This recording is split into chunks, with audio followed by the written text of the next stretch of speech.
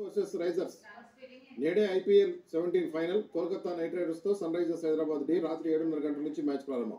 ఇక డ్రగ్స్ కేసుల్లో సెలబ్రిటీలను ఉపేక్షించొద్దు, అవసరమైతే మాదక ద్రవ్యాల నిరోధక బృందాలను ఏర్పాటు చేయండి. కోర్టు ముగిశాక ఆకస్మిక తనిఖీలు చేస్తా, నిర్లక్ష్యంగా వ్యవహరించే వారిని వదిలిపెట్టేది లేదు. ఉన్నతాధికారులతో సమీక్షలో సీఎం రేవంత్ రెడ్డి వ్యాఖ్యలు.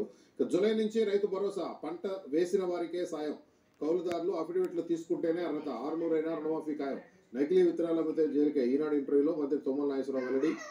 దేశవ్యాప్తంగా భానుడి బగబగలు. రాజస్థాన్లోని ఫలోదిలో 50 డిగ్రీల సెల్సియస్ నమోదు. 2019 తర్వాత దేశంలో ఇదే అత్యధిక ఉష్ణోగ్రత.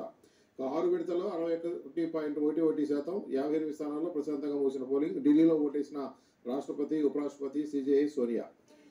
ముగిసిన మండలి ప్రచారం. రేపు ఉదయం 8 గంటల నుంచి పోలింగ్, బ్యాలెట్ ద్వారా ఎన్నిక. ఎడమ చేతి మధ్య వేలికి ఇంకో.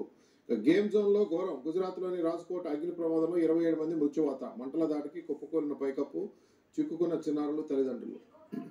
బ్యారేజీల ఇన్వెస్టిగేషన్స్ భారం ప్రభుత్వానిదే. తాత్కాలిక మరమ్మతుల ఖర్చు నిర్మాణ సంస్థలు భరించాలంటూ సర్కారు సూచన.